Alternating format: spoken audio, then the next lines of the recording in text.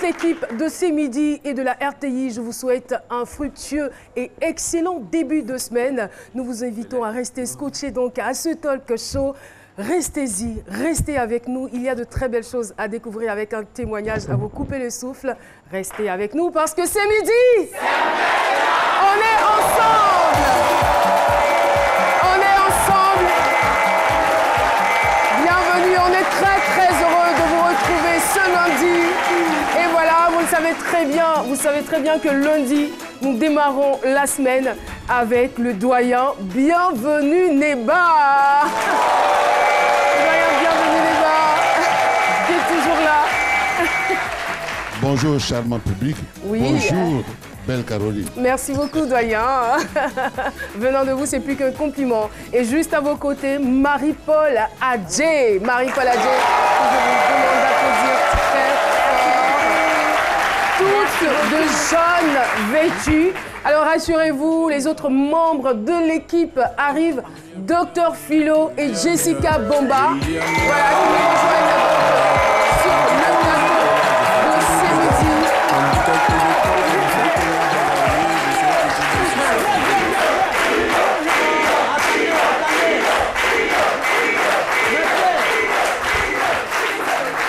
Mettez musique là, c'est trop intéressant.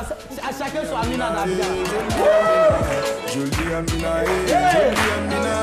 On dit qu'à cause de toi là, je fais trop de dégâts. On dit qu'à cause de toi là, je fais que la bagarre. Je suis un petit messie, c'est pas de ma faute.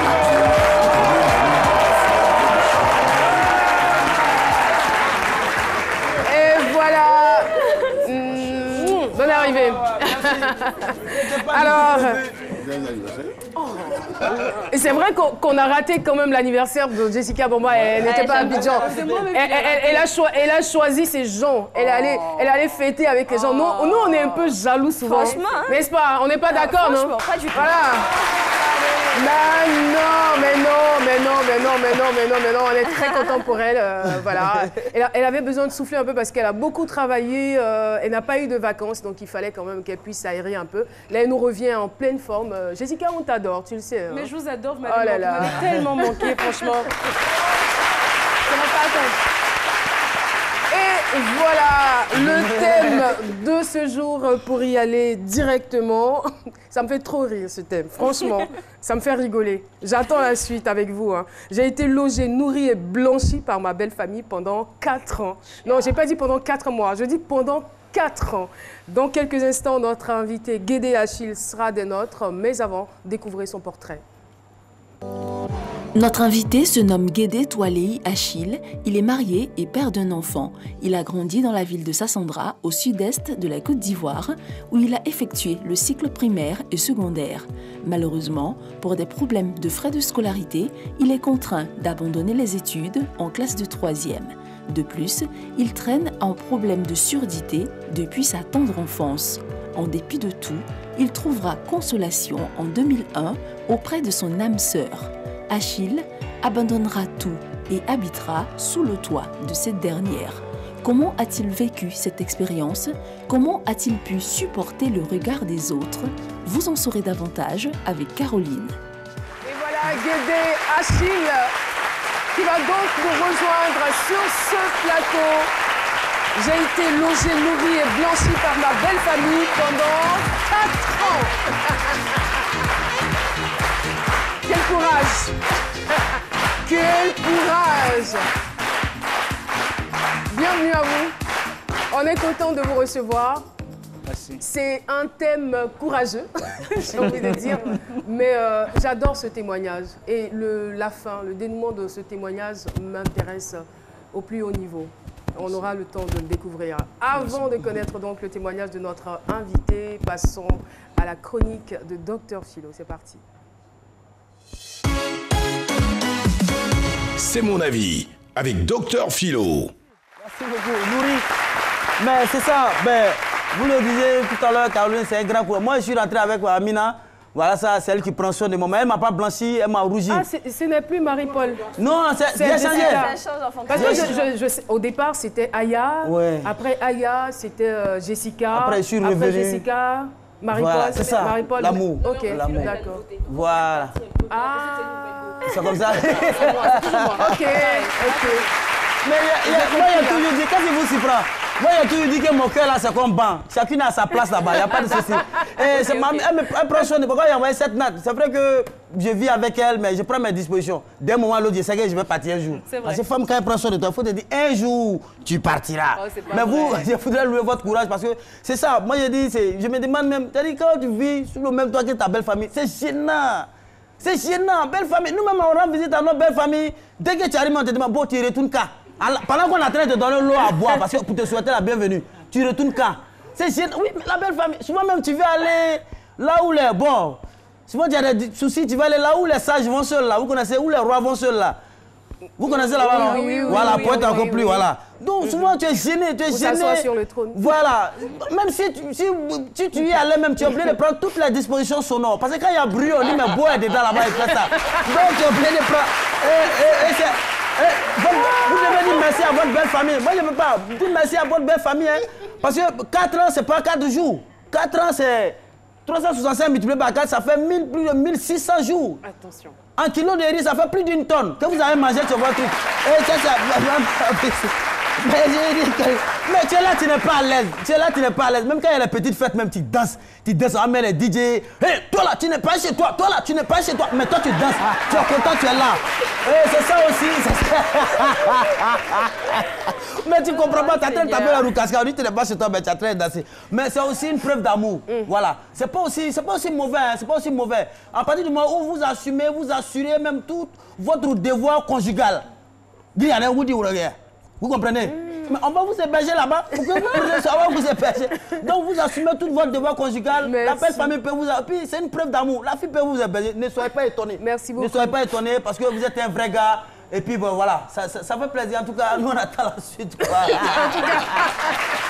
Merci beaucoup, Docteur Philo. Alors... Le micro-studio va aujourd'hui remplacer le micro-trottoir. En bonus, Pattern Assemian himself sur le plateau de ce midi. Pattern Assemian, pourriez-vous vivre avec votre belle famille? Alors, Pattern, ça va?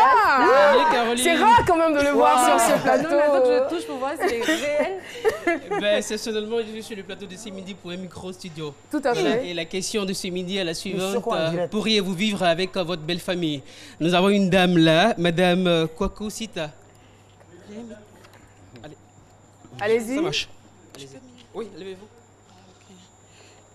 Est-ce que vous pouvez vivre avec votre belle famille? Bonjour, Caro. Je peux vivre avec ma belle famille. Vraiment, moi, j'ai eu la chance. Mon mari et moi, on est de la même famille. Donc, il n'y a pas de... ça ne gêne pas. On vit en famille. C'est comme si même si on n'était pas mariés, on vivait dans la même famille. Quand on vient en vacances, on vit dans la même maison. Excusez-moi, vous êtes de confession musulmane? Oui. Ah, d'accord. D'accord. On vit dans la même maison. En tout cas, on vit dans la même famille. Donc, je sais pas... Je ne reconnais pas belle famille et puis beaux-parents. C'est mélangé, c'est la même chose. C'est la même famille, d'accord. Monsieur Mel Dorothée. Madame Mel Dorothée, la même question. Est-ce que vous pouvez vivre avec votre belle famille? Bien sûr. Je peux vivre avec ma belle famille. Ça dépend de l'amour, la collaboration et puis l'entente.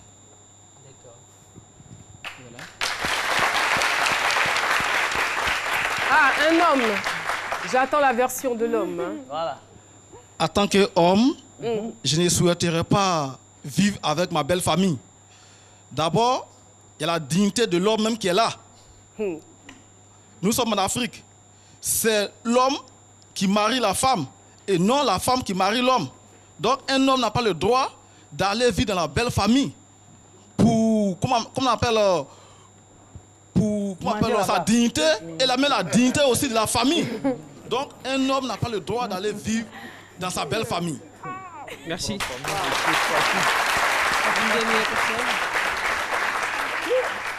Voilà.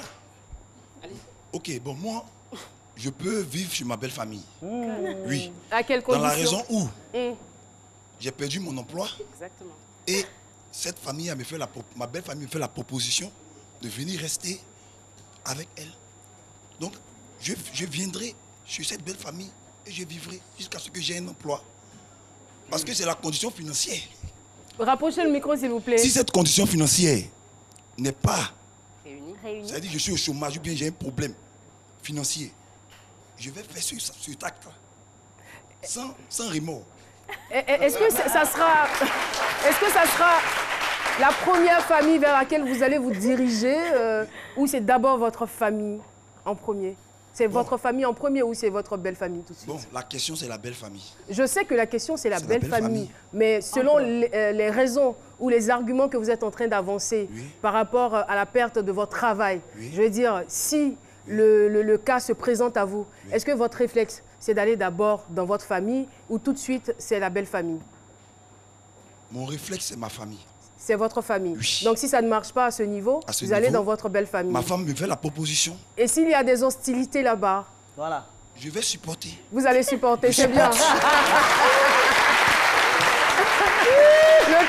Le temps d'avoir certainement du boulot, n'est-ce pas? Pater Massemian, on vous remercie beaucoup. Mais revenez de temps en temps.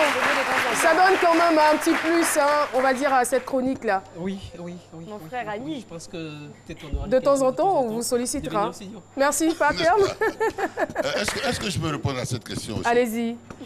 Je voudrais dire que si nous avons retenu ce thème, c'est parce qu'il est quand même singulier. C'est cela. C'est pas toujours que l'homme habite dans sa belle famille. Donc, vraiment, quand on est coincé... Et 4 ans 4 ans, pendant 4 ans, ça fait beaucoup. 4 ans, ça fait beaucoup. Ça fait quand même, même beaucoup.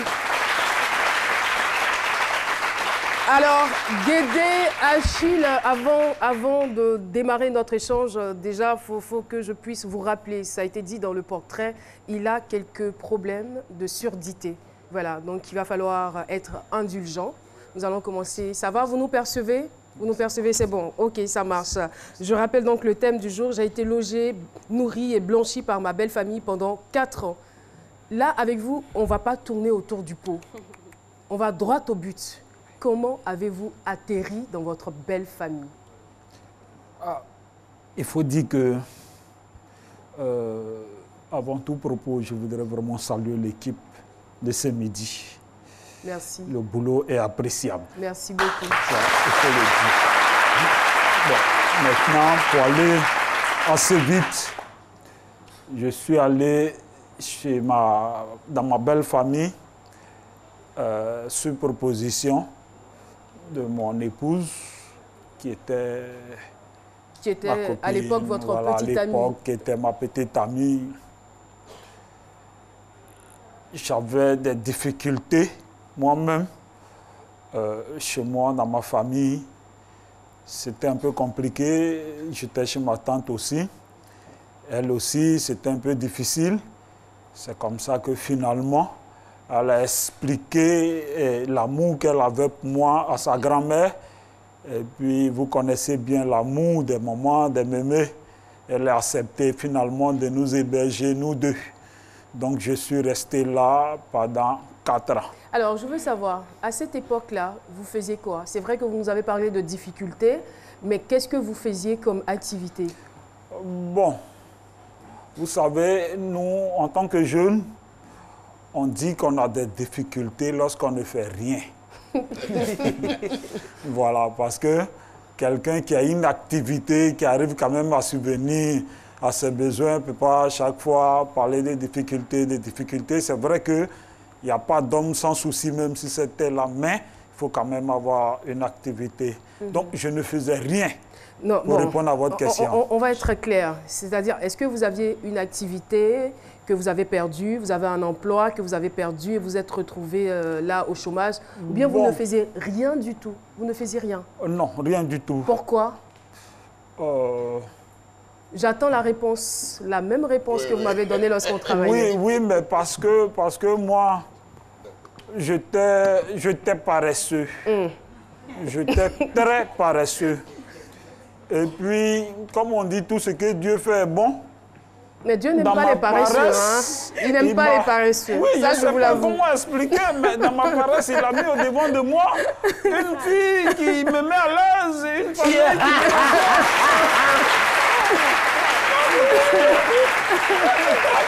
je suis tranquille, je dors, je mange. Mais il faut dire que mon activité principale était le jeu de dames à Vridi. Le jeu de dames à Vridi, on m'a même, vous arrivez à Vridi, vous vous renseignez, on m'a surnommé Wane Follan. Oui, Wane Follan. Non, Carmine, attendez, moi j'ai une vraie question. Qu'est-ce qui pousse un homme qui a tous ses membres, tous ses sens, facultés à rester assis, à ne rien faire, mais de façon consciente? Qu'est-ce qui se passait dans votre tête? Vous disiez quoi? Oui, justement, j'ai déjà répondu à la question. C'est la paresse. Oui, c'est ça. C'est la paresse. En fait, c'est un très mauvais esprit, la paresse. C'est la paresse, c'est l'esprit le plus mauvais même. Effectivement. Il ne faut pas être paresseux. Excusez-moi de dire ça, mais je ne veux pas trop entrer dans une histoire de religion, mais c'est biblique. Caroline? Le paresseux ne mangera pas. Ben oui, excusez-moi de dire ça. Mais vous avez eu plus de chance. Voilà. Donc quand tu es paresseux, c'est compliqué, c'est difficile, mais tu penses que tu te sens bien. C'est après qu'on prend conscience. Bon. Alors moi, je suis curieuse de savoir, vous aviez des diplômes, j'imagine. Vous avez étudié, vous aviez des diplômes. Bon, c'est là aussi le bas blesse parce que moi, j'ai été... Il a abandonné les études en classe de 3e. Voilà, je n'ai pas été diplômé, il faut dire ça. Okay. Mais... Et votre petite amie avait-elle une activité? Votre petite amie, est-ce qu'elle avait une activité? Bon, ma petite amie, malheureusement, n'en avait pas. D'accord. Donc, vous étiez donc une charge pour la mémé? Oui, pour la grand-mère. Pris en charge par la mémé. Et les parents de la fille, est-ce qu'ils vivaient dans la cour familiale? Oui, les parents de la fille vivaient la cour familiale. C'est un grand appartement, c'est une grande cour. Nous, on avait une petite chambre indépendante à côté. Bon. Je sortais beaucoup, donc je ne vivais pas trop. Je ne passais pas beaucoup de temps à la maison. Vous viviez d'amour et d'eau fraîche. Mais non, mais là encore. Voilà, c'est ça. Vous étiez logé, nourri, blanchi. Allez-y. Justement, quel âge aviez-vous à ce moment-là? Pardon? Au moment où vous allez vivre chez votre belle famille, vous aviez quel âge? Bon, il faut dire que moi, je suis né en 75. Et puis, je suis allé dans ma belle famille en 2004. Vous comprenez? J'ai fait 4 ans de 2004 29 ans. 2008. Bon. 29 J'étais un homme âgé. Franchement. Alors, dites-nous, comment vous avez vécu durant ces 4 ans? C'était quoi l'ambiance dans cette cour familiale? Bon, l'objectif, moi... L'ambiance. C'était... Non, je parle de l'ambiance. Comment ça se passait là-bas? Est-ce qu'on vous donnait à manger tous les jours? L'ambiance était plus ou moins parfaite parce que jusque-là, on ne me reprochait rien. Donc, je ne sentais pas que je mettais mon entourage mal à l'aise. Puisque c'est quand on te le reproche que tu en prends conscience. Mais on ne me reproche rien, je viens, je mange, je me lave.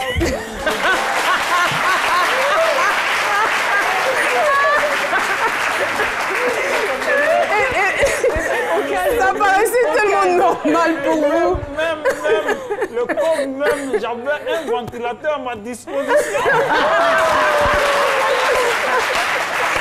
Ça, c'est pas rien. Ça, c'est pas rien. Là où vous étiez dans les conditions, je rappelle que vous n'étiez que le petit ami. Franchement, je salue cette famille. Vraiment. Et la jeune fille en question, elle ne se plaignait pas du tout de ce que vous ne soyez pas solvable, de ce que vous ne participiez pas à ses petits besoins. Oui, mais c'est elle, au contraire, qui participe à mes besoins.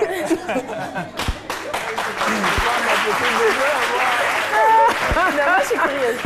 Alors, à aucun moment, vous ne vous êtes dit, c'est bon, là, je vais me prendre en charge, je vais aller chercher du boulot et je vais subvenir moi-même à mes besoins pour partir de cette maison. Jamais. C'est jamais arrivé. Ok. Pardon. Alors, Guédé, allez-y, doyen. L'intelligence de cette belle famille prouve qu'il y avait beaucoup d'amour pour leur fille, leur enfant. Alors, je voulais savoir si c'était l'unique petite fille de cette mémé-là. Non, pas l'unique, mais la dernière. Ok. La dernière petite fille, mais pas l'unique. Et les autres étaient mariés? Oui, grandes sont mariées. Voilà. Alors, je veux savoir, vous êtes pompiste depuis maintenant 4 ans, c'est bien cela? Puisque vous viviez à vos aises dans votre belle famille, qu'est-ce qui a créé le déclic? Qu'est-ce qui vous a donné envie de chercher du travail? Bon, ma femme m'a un peu stressé. Ma femme m'a posé un acte que vous n'avez pas supporté. Voilà, elle a posé un acte qui m'a révolté en fait. Qui m'a révolté. Mais il faut dire que quand je le faisais, moi-même, je ne sentais pas que c'était de la révolte. Vous comprenez? Excusez-nous, j'ai l'impression qu'on a quelques petites difficultés avec votre micro. On va vous le changer. Voilà. Merci beaucoup. Et on veut dire merci à votre femme qui, au bout de 4 ans, a trouvé le moyen de vous révolter. Allez-y. Okay. Donc, il faut pouvoir bien le tenir. Ma femme, pendant que je dormais, un jour, un matin comme ça, aux environs de 9h par là, elle a arrêté le ventilateur. Et puis, mais dans la chambre... Attends, je veux savoir, c'était le matin, mais il était quelle heure? Voilà, donc il faisait quand même chaud. Il était 9h, c'est ça? Il était 9h, 9h30 par là, 10h. Ok. Elle a arrêté le ventilateur. Donc j'ai senti une chaleur qui m'a bousculé. Donc, du coup, je me réveille. Je constate que le ventilateur est arrêté, mais il n'y a pas coupure d'électricité. Mais pourquoi le ventilateur est arrêté? C'est elle qui l'a fait parce que nous sommes deux dans la chambre. Je me suis plaint. Mais pourquoi tu le fais? Pourquoi tu arrêtes le ventilateur pendant qu'elle s'est couchée? Elle me dit, excuse-moi, mais il faut te lever, va te promener un peu. Après, tu viens te coucher.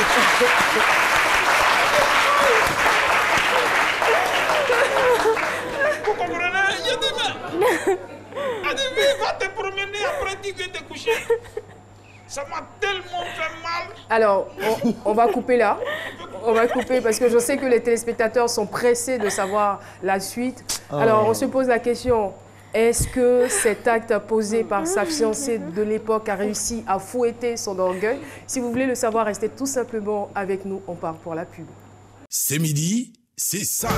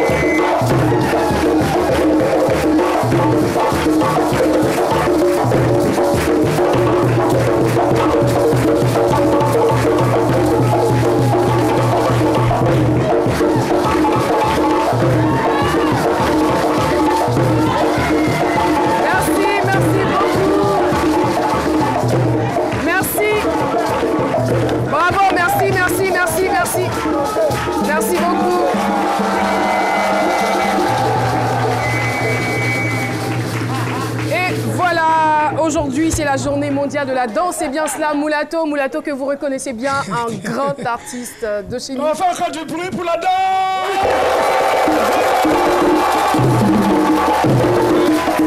Aujourd'hui, c'est la journée internationale de la danse. Tout à fait. Qui se célèbre dans le monde entier. Elle est validée par l'UNESCO. Moulato pense être devenu maintenant grand. Tout à fait. J'étais petit, c'est normal. On commence petit à petit et on grandit. Alors désormais, si Dieu nous donne la vie, à chaque année, le 29 avril, la journée mondiale de la danse sera célébrée avec face comme ça en Côte d'Ivoire. Ça commence aujourd'hui. Inch'Allah, ça se poursuivra. C'est vrai que vous avez grandi, Moulato, mais est-ce que vous avez déjà vécu quand vous étiez petit chez votre belle famille? Non, c'est juste pour vous charrier. Ok. Donc, je suis pas seul. Qu'est-ce qui est prévu exactement par rapport à la danse? D'abord, vous voyez derrière moi, il y a le chorégraphe Rémi, il y a... Bon, il va se présenter rapidement. Allez-y. D'accord. À lui, Rémi. On n'aura pas le temps de présenter tout le monde. Voilà. Voilà. Et donc, moi, la danse, nous sommes dispersés, nous sommes divisés. Et là, je tends la perche à mes jeunes frères. D'accord. Pour certains, ils n'ont pas encore de compagnie, mais je vais les amener à monter leur compagnie. Et ceux qui ont les compagnies, je vais les encadrer. Donc, c'est une histoire de susciter la solidarité entre les compagnies de danse. Et donc, il y a un projet qui est le Cariba, qui est le Carnaval international des entreprises de Babi, qui se déroulera le mercredi. Voilà. Et je suis pas seul, je suis avec ma collaboratrice qui va dire... On va lui dire juste bonjour, hein, Madame Larose. Voilà, Madame Larose, Marie-Patricia. Je suis franco-mauricienne. Cette année, j'apporte mon aide à Monsieur Moulato. Et nous commençons cet après-midi à la mairie de Port-Bouët pour la journée de la danse. Merci. Et mercredi, la finition, le grand carnaval, ce sera au CITA à partir de 16h à 20h. Merci. Merci beaucoup. Et on est sûr que ça sera quelque chose de beau. Et... Voilà, juste un petit remerciement au maire de Port-Bouët qui a validé le projet, à Ahmed Decibel, l'animateur. Merci. À Tino Kwansi. Venez le mercredi, on va passer la parole à Port-Bouët. Merci beaucoup, Moulato. Merci d'être passé sur notre plateau. Et voilà, si vous êtes intéressé par la danse, n'hésitez pas à effectuer le déplacement vers Port-Bouët. Bravo, c'était beau. C'était vraiment magnifique et spectaculaire. Eh bien, nous poursuivons cette émission avec notre invité Guédé Achille. Guédé Achille qui, on le sait, a vécu pendant 4 ans dans sa belle famille. Et voilà, un jour, pendant qu'il était en train de dormir, cette dernière a arrêté le ventilateur. Il a été frustré. Est-ce que cela a fouetté son orgueil? C'est de cela qu'on parlait juste avant la pub. C'est bien cela. Ok, merci. Donc, comme je disais, j'ai été frustré. Reprenez le micro, s'il vous plaît. Allez-y. C'est bon, ça marche. Allez-y. Ok, j'ai été frustré par ma femme. Après avoir arrêté le ventilateur, la chaleur m'a frappé. Je suis allé me plaindre. Je suis allé me plaindre à Koumassi, chez un ami, chez un frère, qui avait aussi beaucoup d'estime pour elle. Et qu'est-ce qu'il vous a dit ce dernier? Je lui ai expliqué la situation. Je dis, mais voilà que celle que tu aimes tant m'a frustré. Je dormais, elle a arrêté le ventilateur. Il dit, bon, mon frère, je comprends, mais il y a une fin à toute chose. C'est pourquoi elle a arrêté le ventilateur, là, je vais régler ça. Il dit, ah bon, il dit oui. Et puis, il m'a accompagné séance tenante chez l'un de ses amis libanais qui a une entreprise à Koumassi. Donc, c'est comme ça que nous sommes allés.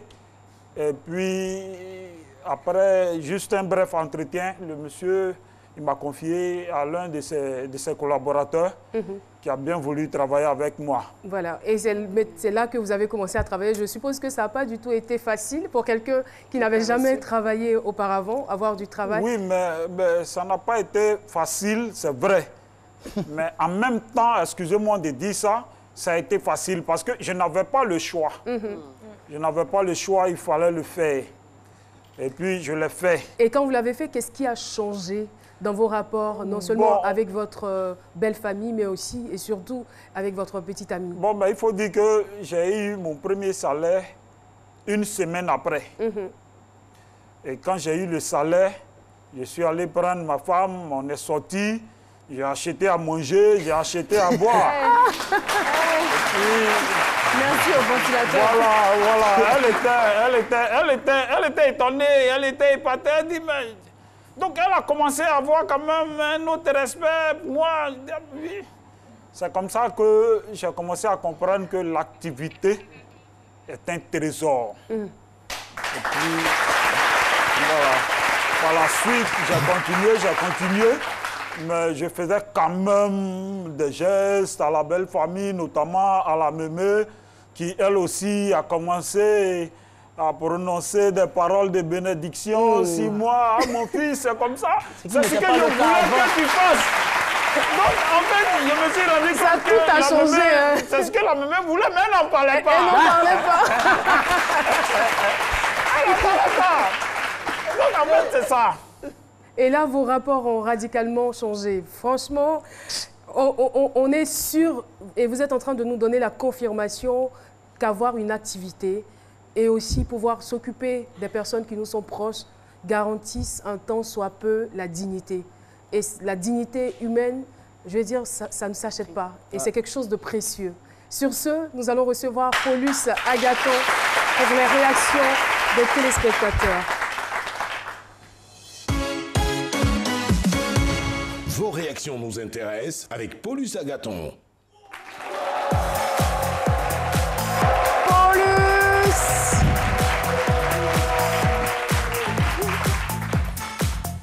Bonjour Caroline. Bonjour Paulus. Bonjour à toutes, bonjour à tous. Bonjour Amina. Alors, aujourd'hui, on va prendre quelques réactions assez rapidement, notamment celle de Michel Tchangana, qui disait « Quelles étaient vos relations avec les frères et sœurs de votre femme voilà. Étant sous le toit de la belle famille ?» Elle avait peut-être des... Alors, entre les frères et les sœurs de votre famille, vous, comment ça se passait?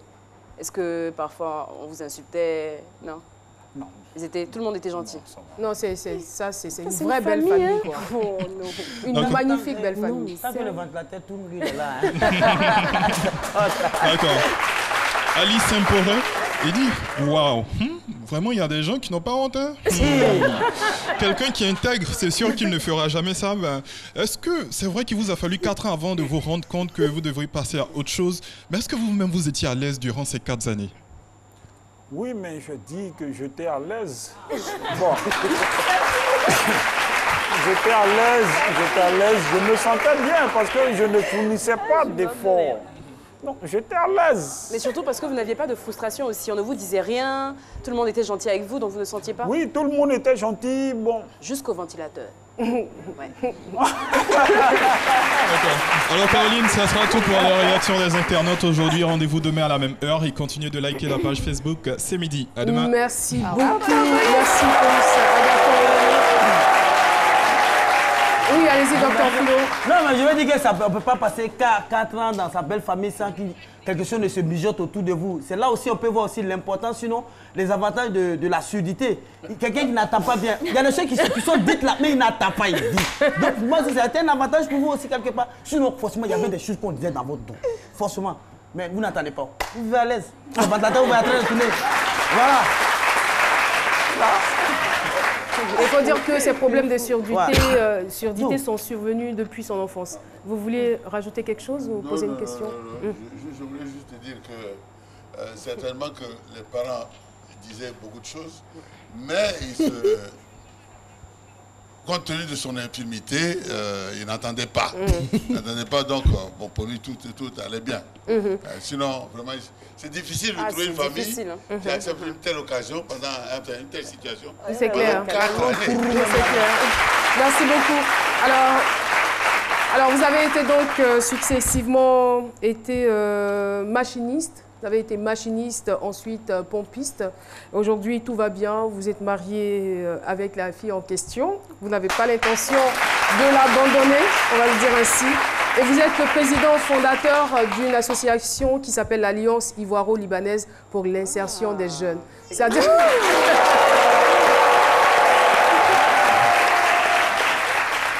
C'est-à-dire que tellement les choses ont évolué en vous, tellement vous avez changé de mentalité, qu'en plus de ce que vous faites comme activité, en plus de ce que vous avez comme travail, vous arrivez même à ouvrir l'esprit et puis créer une association. C'est énorme, c'est énorme. Et votre témoignage est plein d'enseignements.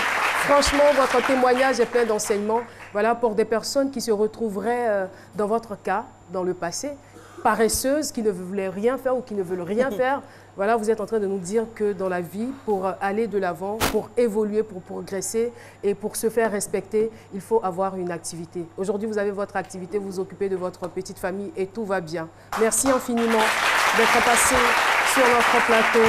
Ça a été vraiment... Ce témoignage me ravit le cœur, quoi. Franchement, merci beaucoup d'être passé sur notre plateau. Merci beaucoup, Monsieur Guédé. Et voilà, c'est donc terminé l'entretien avec Guédé Achille. Sur ce, nous allons retrouver notre Jessica Bomba. C'est Midi Club avec Jessica Bomba. Alors, c'est vrai que j'étais pas là, mais j'ai regardé la télé, j'ai regardé toutes les émissions de C'est Midi. Et Marie-Paul Adjé, chapeau, vraiment, félicitations, parce que vos 2 chroniques, en tout cas les 2 vendredis successifs, ont fait parler d'elle. Vraiment, bravo, félicitations. Merci, ça a été un contenu. La première chose, déjà, Caroline Da Silva, merci, parce que vous nous avez fait vivre un grand moment de télévision. Jean-Michel Honnay en train de danser, mais j'ai attendu ça pendant très longtemps. On regarde. Jean-Michel,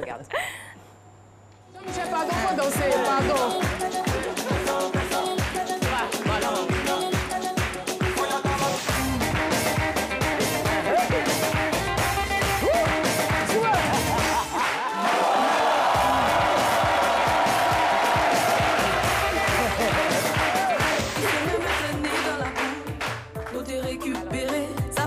Ses amis t'ont parlé, tu n'as pas écouté. Ma copine a yo yo yo, puis saisis-toi.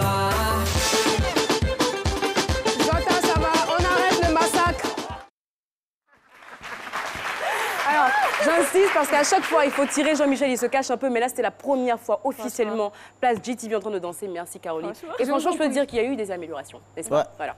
Alors, et lors de cette émission, on a vu dans la chronique de Marie-Paul Adjé le changement radical de Zota. C'est un style complètement à l'opposé de ce qu'elle est en général. Et les gens en ont parlé énormément.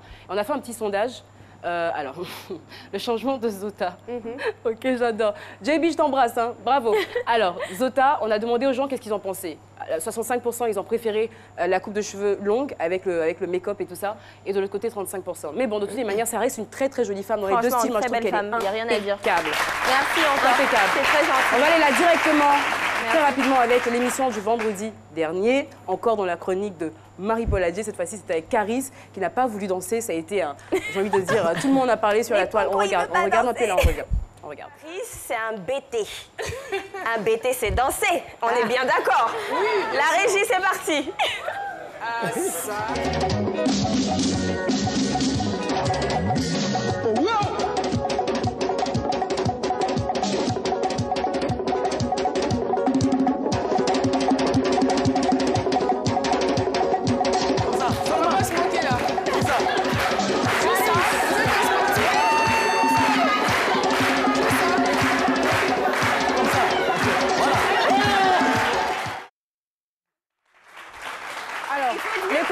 Sont allés bon train sur la toile. Tout le monde a donné ses hypothèses, pourquoi elle a dansé, n'a pas dansé. Bon, on sait très bien qu'en ce moment, il y a une petite querelle entre Boubam, donc on s'est dit peut-être que le gars, il a peur qu'on utilise ça pour... Après, il m'a dit qu'en fait, il ne sait vraiment pas danser. Donc, c'est pas qu'il ne voulait pas danser. Il n'avait pas envie de se ridiculiser. Voilà, de se ridiculiser. Donc, ça se comprend sur les choses qui arrivent. Justement, c'est ce que je voulais dire. En même temps, le milieu dans lequel il est, c'est ça. On peut tout utiliser pour, voilà, contre vous.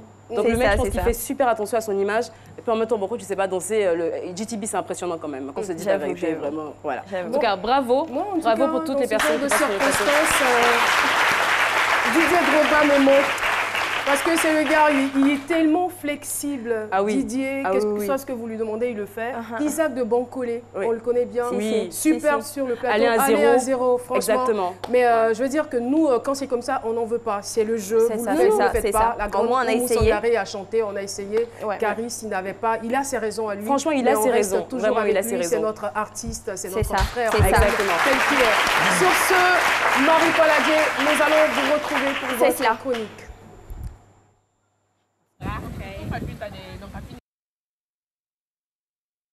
Avant Studio, Rufus Communication et Move présente le concert Retour de l'enfant prodige. Quand je pense à mon Kérosène à Yopougon.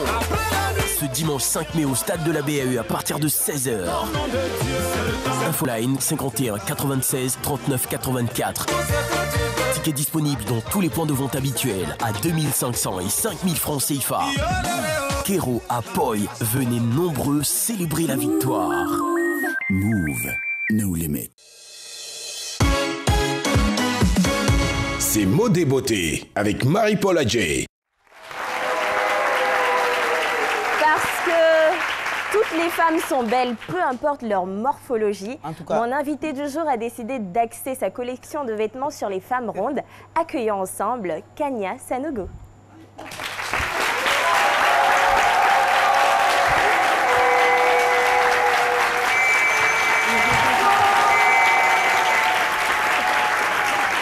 Kanya Sanogo, bonjour et bienvenue sur le plateau de C'est Midi. Bonjour. Alors, merci. je dirais, pourquoi les femmes rondes uniquement? Est-ce parce que vous l'êtes? Alors, déjà parce que... Non, mais c'est joli d'être ronde. Alors, j'habille déjà tout le monde. D'accord. Voilà, de la plus petite taille à la plus grande taille. Mais spécialement les femmes rondes parce qu'elles ont longtemps été complexées. Bien sûr. Voilà, elles ont longtemps été mises dans l'arrière-plan. Donc, il est vraiment important de... Maintenant, on préfère voilà, ça, il est maintenant. vraiment important Oui, de les mettre en avant, qu'elles sachent qu'elles sont belles et c'est cela tous les jours. Suivez mon regard, Kim Kardashian. Voilà, cela tous les jours. Parce qu'il était... Il faut dire que vous habillez aussi les hommes. Hein. Vous habillez aussi les hommes. Hommes et enfants. Les hommes ronds. Tout le monde. D'accord, donc sans plus tarder, on y va pour le défilé de mode de votre collection. Appelez Kanya.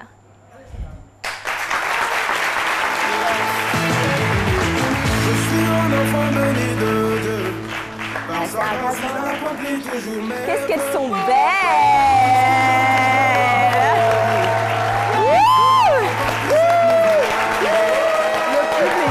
Elles sont juste magnifiques.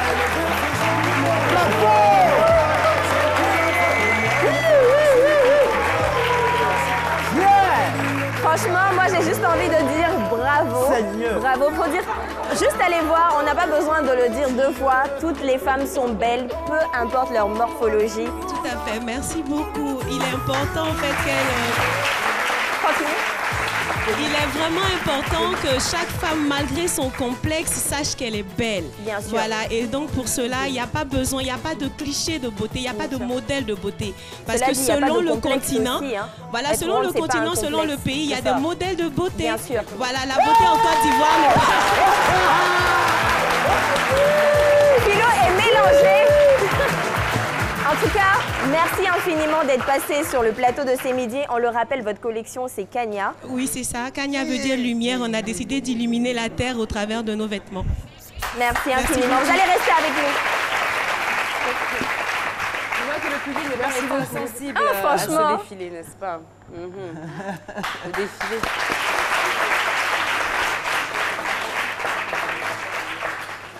Et voilà, l'émission est terminée.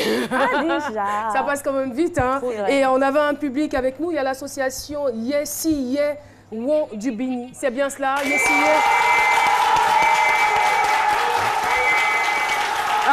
Apparemment, la régie nous offre quelques minutes pour recevoir encore un invité, Moussa Sangaré. On finit à quelle heure, vous me dites? Moussa Sangaré, conseiller client. Il vit en Grèce. Et voilà, il est le président de la communauté ivoirienne de Grèce. Bienvenue. Bienvenue, merci. Merci à l'équipe de C'est Midi. Alors très rapidement, on va aller donc. Vous êtes présidente de cette communauté depuis septembre, depuis le mois de septembre. Et vous m'avez confié que les choses ont radicalement changé depuis votre accession à la présidence. Allez-y, dites-nous un peu. Voilà, effectivement, depuis le mois de septembre, nous avons pris les choses au sérieux, donc la communauté avance beaucoup. Mais là, on a juste un petit souci. Le souci, c'est que nous avons besoin de nos autorités pour avoir une ambassade là-bas en Grèce. D'accord. Donc voilà. Et on a à peu près combien de ressortissants ivoiriens là-bas? Alors, nous avons plus de 300 Ivoiriens sur le territoire grec. 300, oui. D'accord. Et ça évolue parce qu'on est en train de faire des bébés.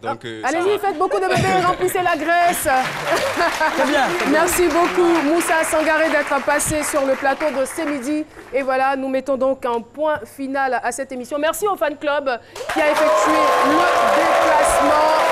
On se donne rendez-vous demain à partir de 12h pour un autre numéro. D'ici là, à 13h, vous avez le journal avec Juliette Ouya. On se retrouve demain. Bisous, bisous, bisous, bisous, bisous.